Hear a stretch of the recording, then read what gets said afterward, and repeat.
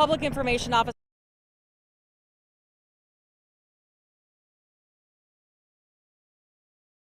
County as well to give you a little bit more information.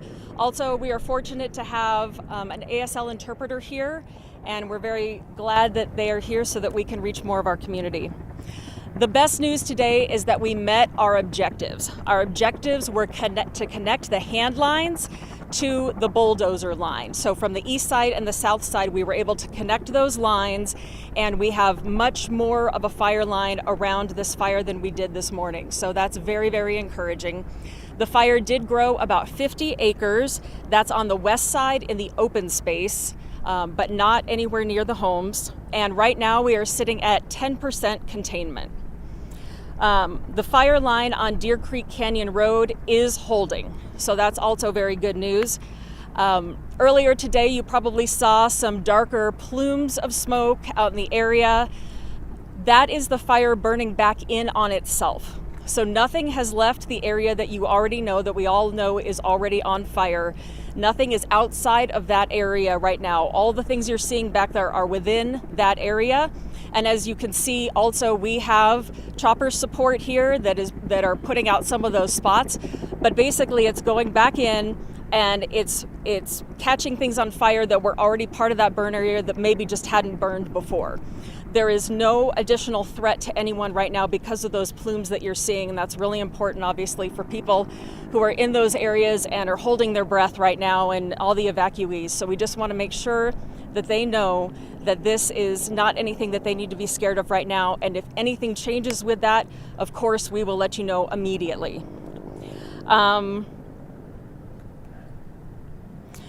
No structures at this point have been compromised at all.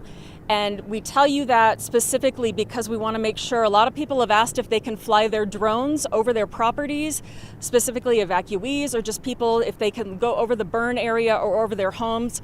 Please do not. Please do not fly your drones over there. That interferes with what they're trying to do with the firefighting. You can see how low these choppers go to get to those areas, and any interference with that at all is just not okay right now. So please refrain from doing that at this point. We had 2 sprained ankles in the past 24 hours with firefighters, but they're both doing just fine, and that's the extent for injuries, so we're very thankful for that. Also, there is an interactive map on the jeffco.us website. When you go there, at the very top is the Quarry Fire alert. When you click on that and you scroll down, there is an interactive map. A lot of people have been using it, so sometimes the perimeter lines aren't showing up right away, and that's just because so many people are on it right now. So just have a little bit of patience with that, but that is the best way to see those lines as they progress. As far as the investigation into how this fire began, we want to let you know that we are actively investigating this, and if anyone has any information that could help us, please call our tip line at 303-271-8200. We are using all resources available to us at this point, and that includes the state canine arson dog. And that comes out of the Department of Public Safety and the Division of Fire and Prevention and Control. So they are assisting us as well with a canine that is specifically trained in order to sniff out sources of fire and possible causes of fire. But again, we encourage the public, if you have any information, if you have anything on your Ring cameras that is around the time of the start of the fire, please look and let us know if you have any information that you can provide to us. And again, call that tip line, 303-271-8200. That's all I have for right now, but I want to introduce you to Cassie Pierce, who is the Director of Communications for Jefferson County, and she has a little bit more information that's real important for you. Hello, good afternoon. I'm Cassie Pierce. I'm the Public Affairs Director with Jefferson County, CASSIEPEARCE. First of all, I just want to say thank you. This community is absolutely incredible, and the generosity that we've seen is mind-blowing. We've just had so many people reach out about donations and volunteering. So I just want to extend a huge thank you. That being said, we are also receiving a lot of phone calls and emails about donations. The best way to help is to please fill out a form on our website if you have a donation that you'd like to offer up. That will really, really help us to streamline that process and make sure that those offers are getting into the right hands. The second bit of information that I want to share with you is for the folks who have been evacuated. So if you have been evacuated, please check in at the evacuation site. Even if you are not staying there, that is the best place for you to go to get detailed information on your next steps. So especially over the weekend, there's going to be some critical information. We're working on a plan so that we can get folks into their home when it is safe. Again, we're not talking about a timeline for that right now, but we want to make sure that folks are prepared and they have what they need so that when the time comes, they can get back to their home safely and quickly. I believe those are the only updates that I have for you. Thank you. So again, today was very encouraging. Yesterday we were cautiously optimistic, and today we're even more optimistic that we're making really good progress with this fire. And the temperatures tomorrow, it's blazing hot out here today as it has been, but tomorrow it's supposed to cool a little bit. 89 is supposed to be the high tomorrow, so that's encouraging as well. And are there any questions that anyone has?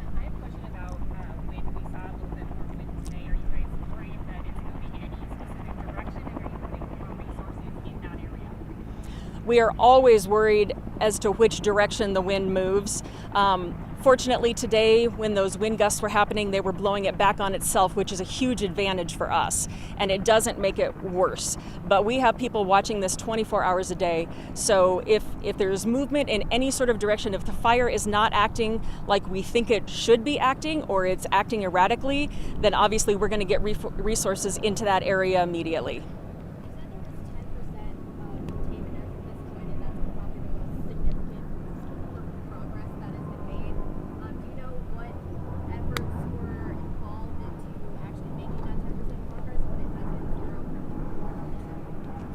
Yes, it's the hand digging, the firefighters in there breaking their backs to dig these hand lines very aggressively. The hotshot teams on top of our local firefighters that have gone in there and done everything they can to aggressively attack the ground, make decent space in there to make sure the fire can't jump over. And then additionally, we have the air support, as you can see behind me, and the bulldozer lines also are huge for anywhere we can make those happen. So it's the combination of all those things that have allowed us to get a little bit of containment. So firefighters are digging these holes like with their bare hands and shovels? Not with their bare hands, but they have tools. But yes, they are using the tools, but it's rocky terrain. It's very difficult terrain.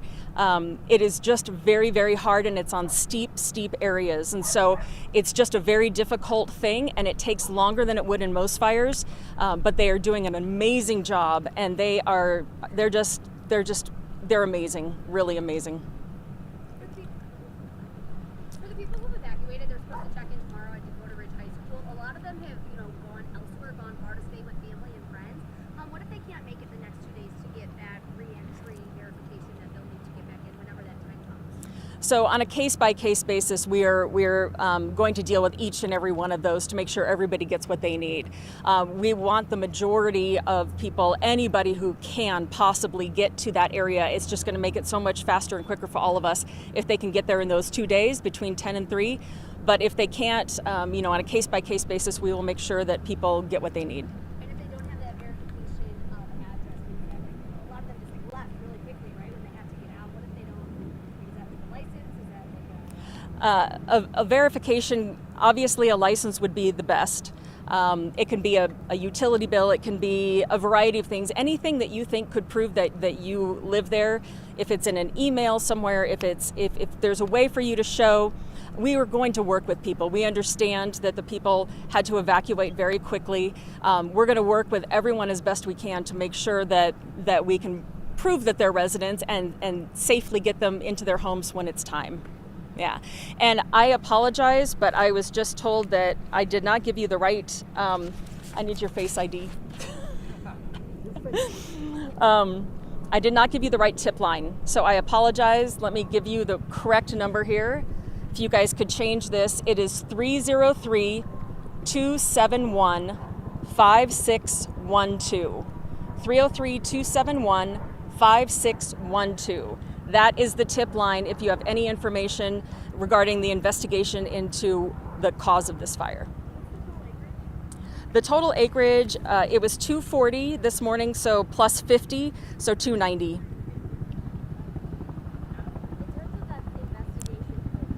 I'm sorry.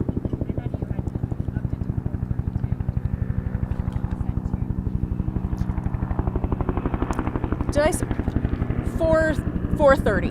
430 plus 50. 430 plus 50. I'm bad with numbers today, apparently. No. I thank you for calling me on that. I appreciate it. 430 plus 50, so 480. Hopefully, I did my math right on that.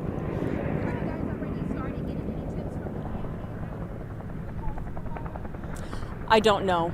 I don't know the answer to that. I just know that our investigators are hoping that the public can help in any way possible to give us any sort of leads into anything they might have seen or heard or know.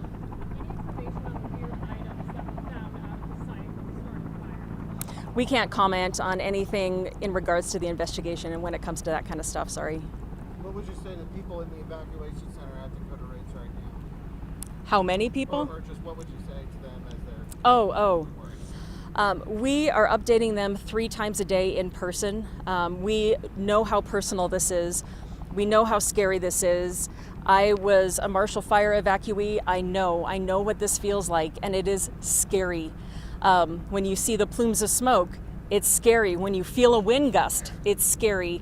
And we are doing everything we can to make sure you guys have the very latest information. We will not stop until you are all safely back in your homes. We will continue to provide you as best information as we possibly can throughout this entire thing. Can I just ask about your resources? Are you seeing consistent support from the air? But it seemed like earlier today that there was fewer flights, fewer helicopters, and then when we saw the plume, it looked like it kind of picked up again. So do you have those dedicated to you, or are they going back and forth just fire? So the choppers that you see behind me are dedicated to us, and they've been on standby. The crews on the ground were making very good progress and on those lines, and so they didn't need those resources earlier today.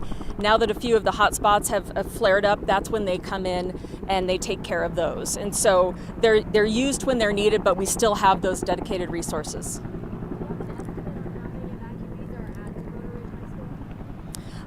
It is different at any given moment. People are coming in and out. They're coming in and out for information and to check in and to see their neighbors. It's just a constant flow.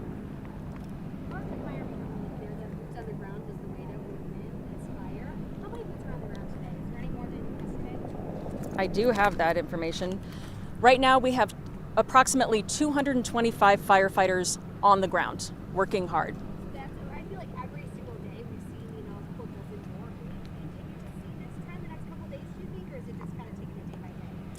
It's day by day, but this is a priority fire because of how close it is to homes. And we will do everything we can to get as many resources here as possible to make sure that we can attack this as best we can. And we are so grateful for all of the mutual aid that we have throughout the county, throughout the state, that have come in and relieved our people and then come back out and then, taken those rotations and those turns so that nobody gets too tired and they can keep doing their great work that they're doing. In terms of the investigation, is there any indication that this was intentionally caused, or are we looking at natural causes? So we mentioned earlier today that we do believe this was human caused. Therefore, it is an arson investigation. That does not mean that it was intentionally caused, but it is human caused, and because it is human caused, that makes it an arson investigation. Can you talk about where the origin is? Because I think initially you had said kind of off the road, but I know there's also a recreational kind of park up there. Is it in the park where this started, or just I do not know. I'm sorry. I can get that for you, but I apologize. I just don't know that. Is the fire still a quarter mile away from nearest structures? Yes. The closest to the homes has not changed. The fire has not advanced toward any of the homes. So we still have that distance between the fire and the homes. Do you do any extra mitigation around Lockheed Park and some of the Waterton Canyon because of the water resources park that Claire had talked about yesterday? Or is there more prevention focused on those different structures?